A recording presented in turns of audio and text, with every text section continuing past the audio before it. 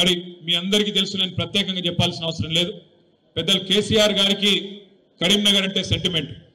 కరీంనగర్ నుంచి ఏ పని ప్రారంభించినా ఖచ్చితంగా సూపర్ హిట్ అవుతుంది, ఖచ్చితంగా విజయవంతం అవుతుందనే ఒక విశ్వాసం కేసీఆర్ గారికి ఉన్నది. కాబట్టి పార్టీ పెట్టిన తర్వాత మొట్టమొదటి బహిరంగ సభ సింహగర్జన మే 17, 2001 నాడు SRR కాలేజ్ మైదానంలో పెట్టి ఆ రోజు మొత్తం తెలంగాణ ఉద్యమానికి ఊపిరి పోసిన గడ్డ ఇదే కరీంనగర్ గడ్డ అనే మాట నేను మీకు గుర్తు చేస్తా ఉన్నాను.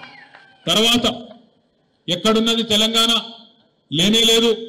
రాజశేఖర్ రెడ్డి గారి ప్రభుత్వం వచ్చిన తర్వాత ఆయన సంక్షేమ బాటలో తెలంగాణ వాదం కొట్టుకపోయింది అని చెప్పి ఆనాటి అప్పటి PCC అధ్యక్షుడు పిచ్చి ప్రేలాపనలు చేస్తే దానికి స్పందిస్తూ కేసీఆర్ గారు తన కరీంనగర్ పార్లమెంట్ సభ్యత్వానికి రాజీనామా చేసి మీ దగ్గరికి వస్తే మీ బిడ్డను 2 లక్షల ఓట్లతో గెలిపించి మొత్తం దేశానికి కరీంనగర్ దమ్మేందో తెలంగాణ దమ్మేందో చూపెట్టిన గడ్డ కరీంనగర్.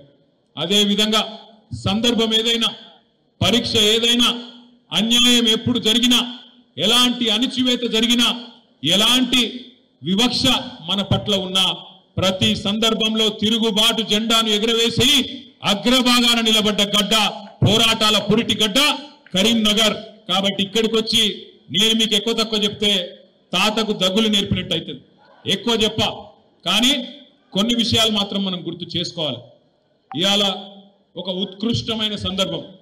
24 ఏళ్లు నిండి 25వ సంవత్సరంలో ఉద్యమ పార్టీగా పుట్టి 10 ఏళ్లు అధికార పార్టీగా తెలంగాణ ప్రజల తలరాతను మార్చి గత 15-16 నెలలుగా ప్రతిపక్ష పార్టీగా కూడా, ప్రతిపక్షం అంటే ఎట్లుండాలనో అధికార పార్టీకి ముచ్చెమటలు పట్టిస్తున్న పార్టీగా తప్పకుండా కొన్ని విషయాలు గుర్తు చేసుకోవాలి. మన పార్టీ నిజంగా ఒక ప్రత్యేకమైన పార్టీ. ఎందుకంటారా? ఈ దేశంలో ఎన్నో రాజకీయ పార్టీలు పుట్టినాయి, ఎన్నో మాయమైపోయినాయి. కానీ మన పార్టీ పుట్టుకనే ప్రత్యేకం. మన పార్టీ పుట్టింది ఒకే ఒక్క లక్ష్యంతో. ఆనాడు తెలంగాణ రాష్ట్ర ఆవిర్భావం, తెలంగాణ రాష్ట్ర ఏర్పాటు లక్ష్యంగా 25 ఏళ్ల కిందట పెద్దలు కేసీఆర్ గారి నాయకత్వంలో జయశంకర్ గారు లాంటి ఎంతో మంది మహానుభావుల ఆశీర్వాదంతో ఆనాడు పురుడు పోసుకున్నది 2001 ఏప్రిల్ మాసంలో టిఆర్ఎస్ పార్టీ. ఒకే ఒక్క లక్ష్యం. కేసీఆర్ గారు ఆనాడు చెప్పినారు, గొంగలి పురుగునైనా ముద్దాడుతా, కుష్టు రోగునైనా కౌగిలించుకుంటా, తెలంగాణ కోసం RSS నుంచి మొదలు పెడితే RSU దాకా, రాష్ట్రీయ స్వయం సేవక్ సంఘ్ నుంచి మొదలు పెడితే రాడికల్ స్టూడెంట్ యూనియన్ దాకా, లెఫ్ట్ నుంచి రైట్ దాకా అందరినీ కలుపుకపోతా మీరు చేయాల్సిందల్లా ఒకటే, తెలంగాణ రాష్ట్ర సమితికి ఓట్లు వేయండి, ఎమ్మెల్యేలుగా ఎంపీలుగా మాకు అవకాశం ఇవ్వండి, ఢిల్లీ మెడలు వంచి తెలంగాణ తెచ్చి మీ దగ్గర పెడతా, దబ్బన మధ్యలగిన నేను తప్పుకుంటే నన్ను రాళ్లతోని కొట్టి చంపే అధికారం మీకిస్తున్నా అని చెప్పిన నాయకుడు మన నాయకుడు కేసీఆర్ గారు. అట్లాంటి కమిట్మెంట్ తో బయలుదేరి ఉన్న పదవులకు రాజీనామా చేసి ఆనాడు 45-46 ఏళ్ల వయసులో కేసీఆర్ గారు పార్టీ పెట్టిండు. ఇవాళ మాట్లాడడం చాలా అల్కట్ పని. ఎవరు పడితే వాళ్ళు మాట్లాడొచ్చు, ఏది పడితే అది మాట్లాడొచ్చు. భూమికి జానడు ఉన్నోడు కూడా ఎగిరెగిరి పడుతున్నాడు. ఇవాళ నేను ఇవ్వలేం వాళ్ళే, మళ్ళా మీరు నేను పేర్లు చెప్పకూరు. భూమికి జాననున్నోడు, 3 ఫీట్లు ఉన్నోడు కేసీఆర్ ఏం చేసిండు, కేసీఆర్ ఎవరు అని మాట్లాడేటోళ్ళు కూడా ఉన్నారు. ఇవాళ ఆ రోజు తెలంగాణ కనీసం ఎట్లుంటుందో తెలియదు, ఆకారం ఏందో తెలియదు, ఇక్కడ ఏముందో తెలియదు, యాడ ఏ నది ఉందో తెలియదు. అట్లాంటి వాళ్ళు కూడా ఇవాళ మాట్లాడుతూ ఉన్నారు, ఎగిరెగిరి పడుతున్నారు. అప్పుడప్పుడు కాలం మనది కాదైనప్పుడు, కాలం మనది కానప్పుడు వానపాములు కూడా నాగుపాములు లెక్క బుసగొడుతుంటే చూడాలి. అప్పుడప్పుడు గ్రామ సింహాలు కూడా సింహాల లెక్క గర్జిస్తుంటే మన కర్మ చూడాలి. గ్రామ సింహం అంటే ఎరికేనా మీకు? ఏంటిది? మీరు కరెక్ట్ గా డిసైడ్ చేసుకోరు భయ్. కుక్కనా నక్కనా ఏదో డిసైడ్ చేసుకోరు మీరు. మొన్న అసెంబ్లీలోనేమో మీరు హరీష్ అన్న నక్క కథ చెప్పి విన్నారా? ఇన్లే. నేను చెప్తా ఇక మళ్ళీ ఒక్కసారి ఆ కథ విన్నారా? నేను ఒక్కసారి చెప్తాను, వినోళ్ళ కోసం చెప్తాను. వెనుకటికి ఒక నక్క ఉండేనట, ముసలి నక్క. ముక్కుకుంటా మూలుక్కుంటా అటు ఇటు తిరుగుతుండట. యాడేమన్నా తిండి దొరుకుతుందా, యాడేమన్నా కొద్దిగా పీక్క తిందామా అని చెప్పి ఇక్కడక్కడ చక్కర్లు కొట్టుకుంటూ తిరుగుతున్నాడు. అయితే ఒక రోజు ఏమైంది, ఆ నక్క అటు మా సిరిసిల్ల పొంటికెళ్ళి నడుచుకుంటూ పోతుందట. పొంగ పొంగ మా దగ్గర బాగా మా గూడూరు ప్రవీణ్ అని ఇక్కడ ఉన్నాడు ఎక్కడో ఇగో అక్కడ మా దగ్గర పద్మశాలి సోదరులు బాగుంటారు. మా వాళ్ళు ఏం చేస్తారంటే ముందు బట్టను వేస్తారు, ఆ తర్వాత డైయింగ్ చేస్తారు, అటువంటి దాన్ని మళ్ళీ ఎండబెట్టి మొత్తం మంచిగా సాఫ్ సఫాయి చేసి ఆఖరికి మొత్తానికి మార్కెట్లో అమ్ముతారు. అయితే ఒక దగ్గర మొత్తం డైయింగ్ చేసేటప్పుడు ఒక పెద్ద బాండీల నీలం రంగు పోసిపెట్టిరట. ఆయనకి నక్క పోకుండా జారెన్ల పడ్డది. పడి లేచి చూసుకునే వరకు మొత్తం నీలం రంగు అంటింది. ఆడికెళ్ళి ఉరికింది అట్లా జంగల్ పంట పోయింది.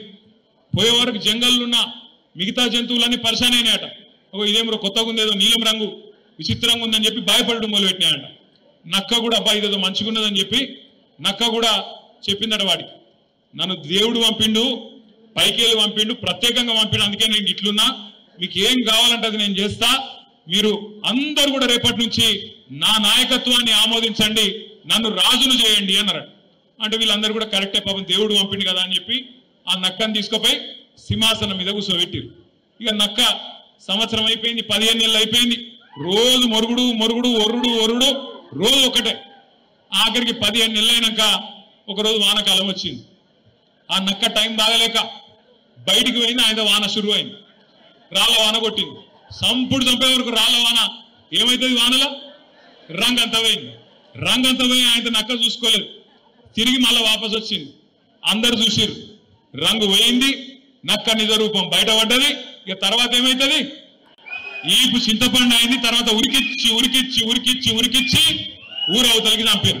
నేను ఎవరి గురించి చెప్తున్నా ఏమైనా అర్థమైందా? నేను ఒకరి గురించి చెప్పలే, ఇద్దరి గురించి చెప్పిన. కాంగ్రెస్ బీజేపీ రెండు దొందే. ఈలేదు మంచోళ్ళు, ఆలేదు లంగలు కాదు, ఇద్దరు లంగలే. మోడీ గారు ఏం చెప్పిన 2014లో, भाइयों बहनों आप सभी लोग मित्रों आप सभी लोग मुझे वोट दो, मैं जन धन खाता खुलवाऊंगा, आप सबको 15 लाख धन डाल दूंगा.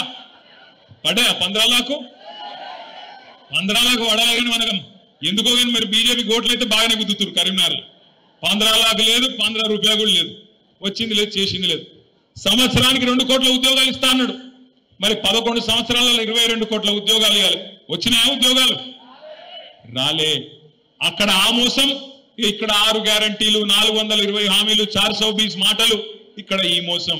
అందుకే నేను చెప్పిన నక్క కథ ఒక కాంగ్రెస్ గురించో రేవంత్ రెడ్డి గురించో కాదు, ఇద్దరి గురించి. కాంగ్రెస్ బీజేపీ ఇద్దరు మోసగాళ్ళే. ఈ మోసం నిన్నీయాల చాలని కూడా కాదు. భారతీయ జనతా పార్టీ 1998లోనే ఆంధ్రప్రదేశ్ రాష్ట్రంలో ఆనాడు కాకినాడలో ఒక తీర్మానం పెట్టింది వాళ్ళ రాష్ట్ర కమిటీలో.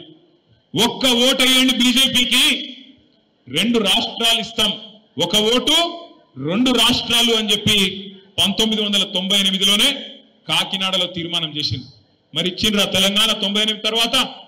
ఇచ్చిర్రా అయింది? ఇయ్యలే. కాకినాడ తీర్మానం కాకెత్తుకపోయింది. బీజేపీ ఆ రోజు మోసం చేసింది. ఇక కాంగ్రెస్ మోసం అయితే చెప్పే అవసరమే లేదు. మొదటి నుంచి మోసం చేసుకుంటూ వచ్చిన పార్టీ తెలంగాణకు కాంగ్రెస్ పార్టీ.